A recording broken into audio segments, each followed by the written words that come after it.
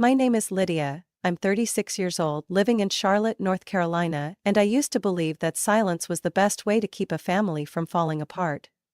For the past 3 years, I've been transferring $1,745 every month to cover the mortgage on the house my mother lives in. That house sits in the suburbs of Greensboro, where I grew up, where old memories still linger, and where now, I'm no longer welcome. I'm not someone who seeks attention.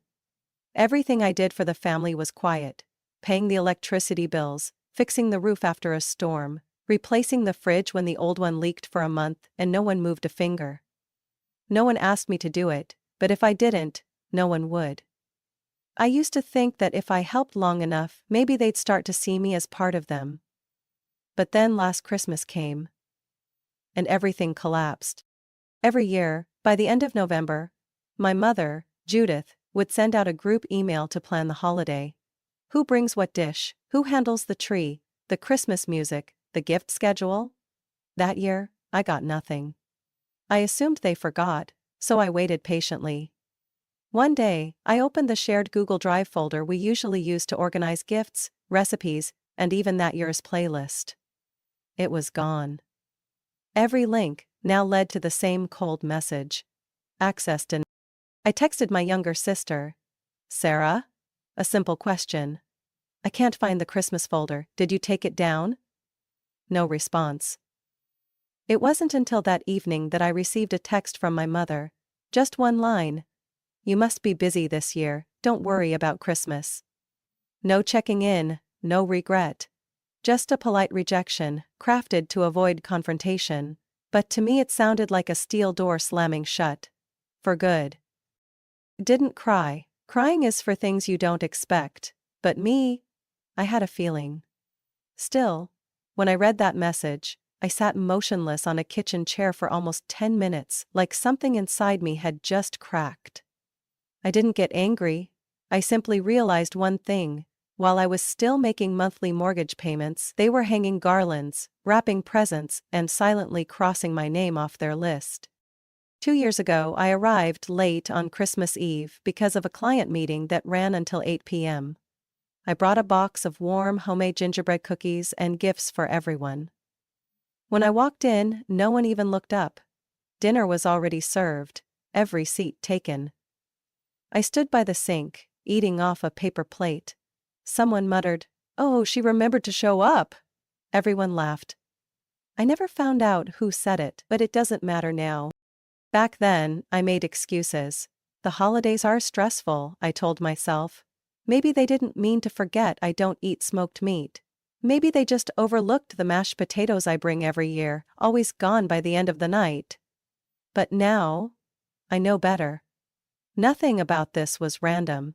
It was a decision. And I wasn't part of the vote. The next morning, I got up early and opened my December budget spreadsheet. Every line was clear. Mortgage: $1,745. Auto payment scheduled for the 3rd of each month. 36 months without fail. In that house, they hosted birthdays, small weddings, even my niece's graduation party. On hardwood floors I paid to have installed, but in all those moments, not once did anyone think to save me a seat at the table. I didn't cancel the payments right then. But for the first time, I stared at that number and asked myself a question I had never dared to voice. Why am I paying for a life I'm not even invited to be part of? That evening, I didn't turn on YouTube for another cheesy Christmas comedy. I sat in my apartment, quiet, treeless, undecorated, and let the silence settle. But this time, the silence wasn't loneliness. It was a reckoning. And I heard it loud and clear. I started paying closer attention to the empty spaces, not just in messages, but in the way they talked about me, or more accurately, the way they avoided mentioning me at all. A week after my mother's text, I checked the old group chat that used to include me, Sarah, our cousin Dylan, and Lexi, the one that was always buzzing during the holidays. The group had been renamed the Core Four. My name was no longer in the member list. I tried opening Holiday Central, the chat we used last year when we argued for hours over which song should open Christmas Eve. That group had vanished too. I searched my inbox for past invites, gift fund reminders, anything at all. But everything was blank. It didn't feel like I'd been forgotten. It felt like I'd been erased. While I was sitting still, my phone buzzed. A notification from Instagram. Lexi just posted a new story, home for the holidays. I opened it. A long dining table covered in a red cloth. Glowing yellow lights, people laughing, wine glasses raised. I recognized the chandelier above the table. It was the one I ordered from New York and personally drove down 2 years ago, because my mother had said the local options looked cheap. At the center of the photo was my mother, Judith, pouring wine for Lexi, her hand gently resting on Sarah's shoulder. No one seemed to notice the phone recording, or maybe they just didn't care. The caption underneath, written by Sarah, read, "Family is where the heart always finds its way back." I zoomed into every corner of the table. There wasn't a single empty chair. That night, I pulled out a box of old cards from the drawer. Cards I'd kept because I believed one day I would look back and feel like I truly belonged somewhere. To our beloved Lydia. Thanks for always being the reliable one. Couldn't have pulled this off without you. But now, reading them felt hollow.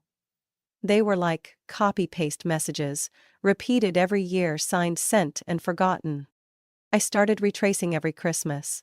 The year I was 30, when I bought a silver flatware set for the party. My mother said, "Oh, Lydia, that must have been expensive. But well, since you've already bought it, let's use it." The year I was 32, when I stayed up until nearly 2 a.m. decorating 120 gingerbread cookies for the church gathering. When I arrived, they were dumped into a nameless basket, and my mother smiled at the guests. "Sarah made these, so talented." I used to think, well, I'm the older one, let it go. I told myself that as long as they were happy, it didn't matter. But each little memory, when strung together, turned into evidence.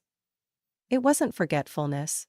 It was a deliberate reshaping of my presence to fit their comfort. One evening after work, I stopped by the grocery store to pick up a few things. As I walked past the holiday display section, I saw a girl, maybe 12 years old, choosing ornaments for the Christmas tree. Beside her stood her mother, listening to her daughter excitedly talk about decorating her very own tree this year. I didn't know them, but those words tightened something in my chest. I realized I had never had a Christmas that was fully mine. As a child, I was the quiet one who had to give up the solo angel part to Sarah. As an adult, I was the one who paid, planned, drove, but was always treated like nice to have but not essential. Back at my apartment, I placed my grocery bag on the kitchen counter and reached for a glass of water when the phone rang. A video call. From Lexi. I was mildly surprised. I answered. Her face appeared on screen. The background clearly my mother's living room. She smiled and said, "Lydia, I just wanted to ask, are you planning to send your usual appetizer this year? Mom said it's not necessary, but I thought if you made it." I cut in, calmly, "Are you asking about the dish or just checking if I plan to show up?" Lexi paused. I saw a flicker of confusion, then defensiveness in her eyes. "What do you mean? We all agreed this year should be lighter. Less tension." I said nothing. I just looked at her. After a few seconds of silence, she quietly ended the call. No Merry Christmas, no apology. I sat down on the floor, back against the wall, watching the wall clock tick slowly. The feeling wasn't abandonment. It was something colder. Something far more calculated. It had been revalued, downgraded. Far below what my own heart had ever allowed. I couldn't sleep at all the night after Lexi's call. One sentence kept looping in my head. We all agreed. We? Since when did we no longer include me? Around 3 a.m., I reopened Instagram, combing through every trace. Dylan's story had already disappeared, but one photo remained on Lexi's page. The entire family gathered around the table. Red wine, roasted turkey, glowing candles. Beneath it was a comment from my mother. Judith. Nothing like a peaceful Christmas with those truly connected. I scrolled down and spotted a comment from a user named Becca_N_craft, Lexi's college friend. So glad the tough decision was made. The party looks amazing. Tough decision? I tapped to expand the thread and found a vague but telling exchange. A relative asked, "Is everyone okay? Feels like someone's missing." Sarah replied with a half-smiling emoji and the message, "Sometimes you have to do what's best for the group." I sat up straight. My chest tightened. There was no doubt anymore. They had discussed it. Maybe not in a formal meeting, but the decision was made, and I was erased. Me. The one still paying the mortgage on the very house they were laughing in. I opened my computer and pulled up every financial document I had. The mortgage agreement from 3 years ago. Signed when my mother had just retired and was denied a loan due to unstable income. She called me while I was in Dallas on a business trip. I remember her exact words. "I just need you to sign, so the bank feels more secure. I'll take care of everything else." I believed her. How could I not? She was my mother. I signed the papers without reading them closely. Now, staring at the document, it felt like someone had dumped a bucket of ice water over me. I was the co-signer, equally responsible under the law, but the property title? Only one name, Judith A. Bishop. I searched my email for the bank's confirmation notices, then cross-referenced every transaction. The refrigerator I paid for last April, $1,370. The exterior repaint, in September? $2,600. The gray leather sofa my mother said looked like a waiting room couch but later raved about to her friends? $3,880. All from my account. And every time it came up they'd say, "Sarah has such great taste," or, "Lexi really picked the right color." I was never credited. I opened my personal drive, where I had carefully archived every utility bill, property tax statement, maintenance schedule, and mortgage receipt. Each one had a date and a transaction ID. That house didn't function because they were a well-oiled unit. It functioned because I was the invisible engine keeping it running. I clicked into an old folder, where I'd saved the design plans for the kitchen remodel. As I scrolled to the bottom, something new caught my eye. A file uploaded 6 weeks ago by Sarah's account. Holiday budget summary. I opened it. The header read, "Financial contributions, exclude Lydia." I read it 3 times. The breakdown was clear. Dylan was in charge of gifts for the kids. Lexi handled desserts. Sarah covered the live band for Christmas Eve, and at the bottom, in small, cold text, "Do not include Lydia, to avoid tension." Mom agreed. I felt my heart drop. I wasn't forgotten. I was excluded. Deliberately. Systematically. And I had no idea. While I was still covering December's mortgage like every year before. I left my desk and stepped onto the balcony. The night air was brutal. The wind slapped my face, like a truth I'd been avoiding. I didn't cry. I had no tears left for things that were now unmistakably clear. But I also wasn't the woman who would nod and stay silent anymore. I returned to my desk, opened a new folder and named it, Exit Plan. I began dragging in files. Bills. Contracts.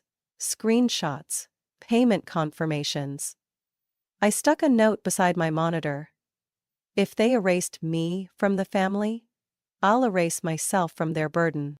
On the morning of December 21st, I made coffee like usual, except this time my hands were steady. No more just wait a few more days. No more maybe they'll come around. I opened my laptop, launched the banking app, and slowly typed in my password like it was a sacred ritual. Under auto payments, there it was. Crenshaw Mortgage Services, $1,745. Scheduled for December 23rd. I hovered over Cancel Recurring Payment. One click. No second thoughts. No confirmation. And just like that, it vanished. As if it was never my duty to begin with.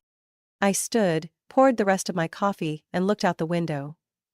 North Carolina was wrapped in fog, but inside I had never felt clearer. I told no one. No text to my mother. No warning email to Sarah. This silence wasn't surrender. It was a boundary.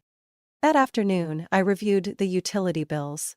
The internet was still under my name, same for Greensboro City Power, gas heating, and the homeowner's insurance. All things I once said were just to give Mom peace of mind, and she never argued. I logged into each account, navigated to service termination, and selected the cancel date. December 24th, Christmas Eve. I took screenshots of every confirmation email, saved them into the freshly updated exit plan folder. When done, I sat back and exhaled. Like I'd just packed up a home that no longer felt like mine. I knew they wouldn't notice right away. They were used to everything just working. Lights on, heat flowing, Wi-Fi steady. As if the house maintained itself. And that's what hurt the most. They never once stopped to ask who was keeping things running. That evening, I stopped by a local bookstore and bought a moss green leather journal. On the first page, I wrote, "Freedom isn't leaving. It's no longer being held by one-sided obligation." I taped the October water bill onto the next page as a marker. The final month I contributed without acknowledgement. December 23rd came and went without incident. I worked remotely, completed the quarterly report for finance. At the end of the day, just as I shut my laptop, a message popped up. "Dylan added you to Bishop Family Chat." I froze. Inside the chat, Lexi had posted a photo of their almost finished dinner setup, with the caption, "Just need a touch more golden light." My mother replied underneath, "Must be the bulbs. Strange how dim they seem this year." I let out a small laugh. Light? Just wait until tomorrow night. On the evening of the 24th, I didn't do anything special. I made potato soup, lit a cinnamon candle in the kitchen, and revisited my digital folder. I checked each email. Every service now showed status. Cancelled. I didn't feel triumphant, but I felt light. Like I'd restored justice to a place where I once thought it didn't matter. Around 6:15 p.m. my phone buzzed. A text from Dylan. "Is something wrong with the power? Is the whole block out?" Seconds later. "Sarah. Liddy. Do you know what's going on? The house lost power right before dinner." A minute later, my mom called. I stared at Mom on the screen, let my finger rest on decline for 5 seconds, then let the call fade away. More messages followed. "Lexi, did you really do this?" "Sarah, everyone's freaking out." And then, the final one from my mother. "If you did this, I'll never forgive you." I didn't respond. I didn't need their forgiveness. I just needed them to understand. Comfort comes at a cost. And someone's been paying. I got up, opened the window, and let the cold air flood the room. Outside, the streets were eerily quiet. This Christmas didn't feel sad. Just different. And that difference was mine to own. I had stopped waiting for something that was never coming. Acknowledgement. Back at my desk, my phone buzzed one last time. "Lexi? Mom's crying. Dad called the power company. They said the account's in your name. Did you really do this?" I read it. Flipped the phone face down. No explanation needed. For once, my silence had weight. On Christmas night, around 7 p.m., while I sipped Merlot by candlelight at my kitchen table, my phone lit up with a flood of messages. "Sarah. Power's out. Mom's freaking out. Dylan. Internet's down. We can't reach the live band. Lexi. Was it you, Lydia? Please don't tell me you actually..." I didn't reply. I set my wine glass down, turned on the radio to soft classical music, and curled into my armchair. Outside, snow began to fall. I wrapped myself in a thin blanket and let the world outside scramble in a darkness they never expected. An hour later, my phone rang. Mom. I didn't touch it. 7 missed calls followed. Then, one final text. Short. Familiar. Almost comical in its predictability. You really are the disgrace of this family. I read it without reacting. No sting, no anger. Just the numb familiarity of a cassette tape played too many times. I had heard enough. Now it was their turn. To hear themselves, in silence, and in the dark. At 9:18 p.m. an email came in from Olivia. My cousin, the only one who checked on me last year when I had the flu, subject line, you need to hear this. Inside. A single audio file and one sentence. I don't agree with how they treat you. They think I don't notice. But I recorded it. I put on headphones. The first voice was Sarah, tense, bitter. I told you. She always makes things heavy, like she's the backbone of everything. Then Dylan, scoffing. We only let her name be on the accounts because her credit score's high, not because we trust her. Then my mother, calm and tired, as if reciting something well-rehearsed. I never really saw Lydia as part of the family. She's just convenient. Always showing up on time, paying on time. But no one remembers someone just for paying the bills. A long pause. Then laughter. No pushback. No defense. I took off the headphones. Not because I was shocked. Because I wasn't. I had always suspected. Now I had proof. I opened my exit plan folder and created a new subfolder, audio proof. The file saved as convenient_not_family MP3. It sounded like a brand, but really, it was just the truth. By midnight, I placed my phone on the table and turned on silent mode. Outside, faint fireworks welcomed Christmas. I didn't turn on the TV, didn't scroll, didn't seek apologies, because I knew they wouldn't come. My apartment remained bright, warm, and quiet. Unlike the house in Greensboro, where candles might be lit, flashlights might flicker, and wine might be poured in darkness, here, no one needed me to be the background to their comfort. At 1 a.m., Olivia texted again. I couldn't stomach what they said. You deserve better. I replied with just one sentence. I know. And I'll make sure they know too. Not with arguments. Not with blame. But by letting the truth speak for itself. With that audio, the bills, the records, I had everything. And soon, they would be forced to face the foundation they'd been standing on all this time. The one person they thought they could discard at will. I closed my eyes, letting the music drift in. Tonight, I wasn't left out of the table. I walked away, carrying the light. And left behind one question they'd all be asking, come morning. If Lydia's gone, who's keeping everything together now? On the morning of December 25th, I woke up earlier than usual. No alarms, no calls reminding me about breakfast. No one expected me to make French toast, like every other year. My apartment was completely silent, and to me that was the most soothing sound after a long year suffocated by unspoken obligations. I made coffee, opened my laptop, pulled up the exit plan folder, and clicked on the section I titled Impact. There I had sorted everything into 3 separate bundles: financial, legal, personnel. Each file was clearly labeled and easy to navigate. Electric bills, property tax declarations, furniture receipts, and most prominently, the audio file titled convenient_not_family MIT3. The first email I sent was to Mr. Richard Foreman, Director of Human Resources at the bank where Dylan worked. Subject line: Report regarding ethical and financial misconduct, Dylan Bishop. I didn't include any harsh language, just facts. For the past 3 years, Dylan and the family had used property listed under my name for personal gain, without financial transparency.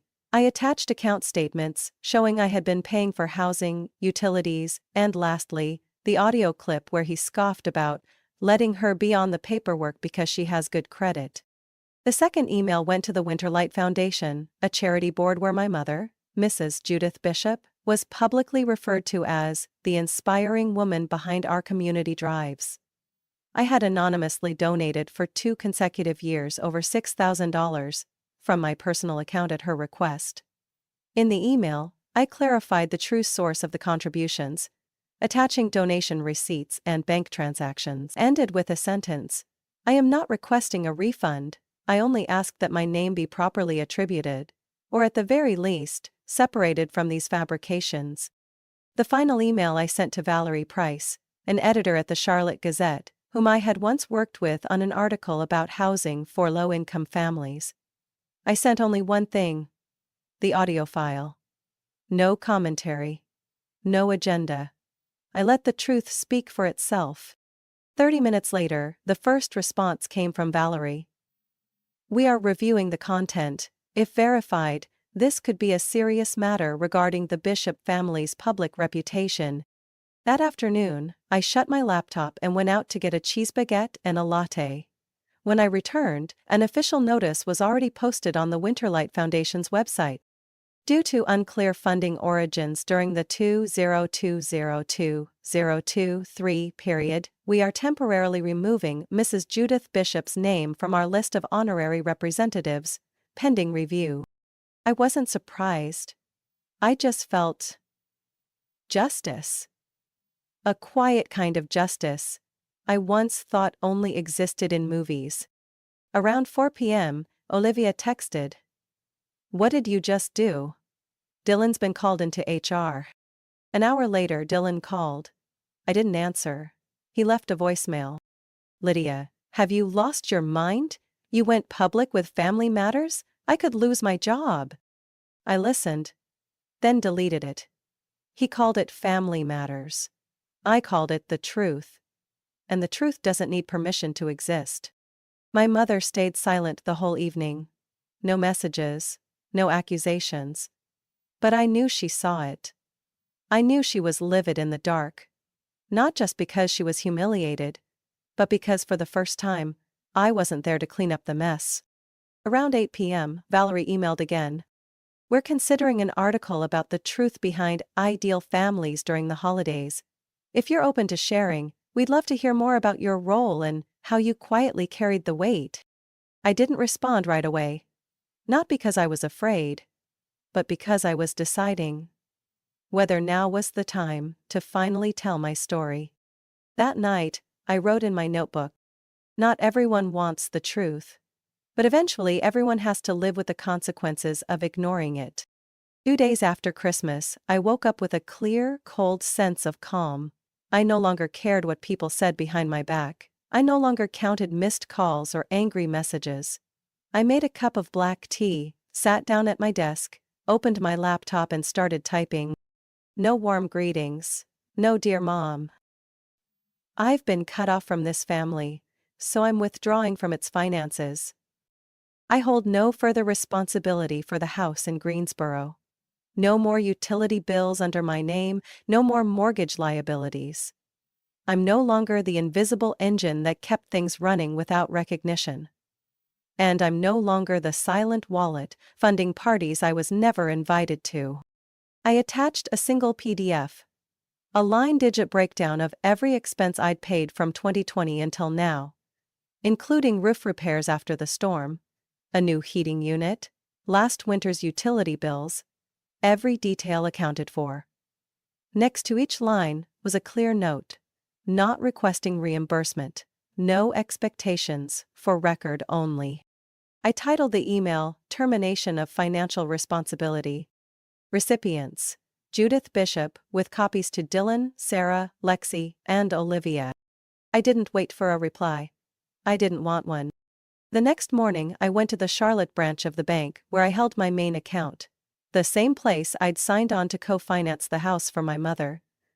A young woman named Cassidy greeted me. Her smile was professional, but her eyes flicked to the thick folder I carried. I placed it on the desk. "I'd like to transfer full responsibility for the loan to the primary borrower, Mrs. Judith Bishop. Here's the notarized request, her signed consent, and verification from an independent legal office. Everything is prepared. She blinked, hesitating slightly. Miss Lydia, you understand that once this is signed, you'll no longer have access or authority over any aspect of this loan. I understand, I said evenly. And I don't need it. Cassidy carefully reviewed every document and signature. After about 15 minutes, she confirmed. It'll take 3 to 5 business days to update our records, but as of now, your legal obligations toward the loan are officially concluded. I signed one last line beneath the phrase, full financial responsibility transfer. As the pen left the paper, I felt something slip from around my chest. An invisible chain I'd worn for the past 3 years. No one walked me out of the branch. I didn't need anyone. I opened the door myself, stepped into the daylight, and let the winter wind brush my collar. Back home, I checked my phone. No surprise, my mother had called 3 times and left a voicemail over a minute long. I didn't listen, but I read the texts that followed. You're destroying everything I built. This can't be undone. Do you even understand the consequences? I didn't respond. Instead, I opened a new email. This one was addressed to my personal attorney, a woman I met last year at a financial independence seminar for women. I wrote, requesting consultation on next steps to fully protect personal assets, including privacy, reputation, and avoidance of any unnecessary civil entanglements with family third parties. I never thought I'd need a lawyer to guard my boundaries from my own blood. But today, I didn't feel defeated. I felt clear-headed, because finally, I'd accepted what I'd spent a lifetime delaying. Love doesn't come with obligation if there's no acknowledgement. That afternoon, Olivia texted me. I just walked out of the church where everyone's gathered, people are talking, Mom says you betrayed the family. I replied. I didn't betray anyone, I just let go of the rope they kept tightening. I stood in front of the mirror and looked into my eyes. Gone was the girl desperate to please. All I saw was a woman who finally ended the exploitation. At the exact right moment. The first week of January passed in a kind of quiet I hadn't known since entering adulthood. No sudden phone calls, no accusatory texts, no requests like, "Can you help Mom with this one little thing?" or, "Sarah's short on her phone bill from last month, can you spot her?" Everything was silent. And to me, it wasn't an eerie emptiness. It was a breath of space. Each morning, I got up early, brewed my own coffee, and read a few chapters of books I'd never had time to open before. I walked around the park near my home, letting the winter chill sting my cheeks and the wind sweep through my hair, like it was rinsing away the years I'd spent as someone's convenient shadow. I started rewriting my personal financial plan, for the first time, just for me. One Saturday afternoon, as I was placing some dried lavender stems into a glass jar, the doorbell rang.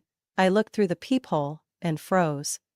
Olivia, my cousin, stood there holding a canvas bag, wearing a thin coat, eyes cast downward like she was wrestling something inside. I opened the door. No words, no smile. She stepped in, set the bag on the table, and pulled out a tin of ginger cookies. The kind I've loved since childhood but never once received from anyone. I made them myself, Olivia said softly. Wasn't sure if you still liked them. I nodded slightly and invited her to sit by the fireplace. The room was quiet for a few minutes, the only sound being the soft crackle of burning logs. I needed to say something, she began. I heard everything they said, at the party and after it all blew up. And I felt ashamed. I stayed silent. I let her continue. I used to think, staying out of it meant I wasn't doing anything wrong. But my silence was part of the same cycle. She looked at me. Truly looked, not avoiding. I'm sorry I didn't stand up for you sooner. I know you stayed quiet for years thinking that was how you kept the family together. But no one has the right to turn kindness into a condition they can exploit. Something softened in me. Not from pain, but because someone had finally said what I'd been waiting over a decade to hear. That acknowledgement doesn't come from gratitude. It comes from understanding. And today, Olivia gave me that. We talked for hours. Not about the drama. Not about who said what or who defended whom. We talked about what it was like to grow up in a family where roles were handed out like scripts. Who's the successful child? Who's the one to rescue? Who's the sacrificial one? I used to believe my role was fixed. Now I know I can leave the stage anytime I choose. Before leaving, Olivia turned to ask, "If Grandma ever asks why you don't come around anymore, what should I tell her?" I didn't need long to answer. I simply said, "Tell her I'm still here, I'm just not waiting for an invitation." After she left, I stood on the balcony, looking out over the red brick buildings in the evening light. I thought about every Christmas past, every meal I cooked and ate alone, every gift I signed from all of us because Mom said, "It'll feel warmer that way." Those memories no longer felt like weight. They were just evidence of someone who once loved and is now learning to love herself. I don't need them to call and apologize. I don't need a letter explaining everything. I don't need to go back. Because for the first time, I'm no longer standing outside, hoping to be let in. I've built myself a home, quiet enough that it doesn't need Christmas bells at the door. I opened the fridge, took out leftover pasta, poured a small glass of wine. And as I sat at the table with just one chair, I realized, sometimes, healing doesn't come from a gesture of forgiveness. It comes from the moment you no longer feel the need to be accepted in order to live according to your own worth. Lydia's story proves that sacrifice holds no value when it's treated as a default obligation. When family ties are buried beneath silence, exploitation, and neglect, walking away isn't betrayal, it's a brave act of reclaiming your self-worth. In real life, if you've carried your family on your back and still been treated as disposable, remember, you don't need an invitation to exist. You have the right to walk away, draw new boundaries, and build a life where everything you give is seen and valued. What do you think about Lydia's decision? Was she too harsh, or was she simply taking back what she deserved? Share your thoughts below, and don't forget to follow the channel for more powerful stories about family and life.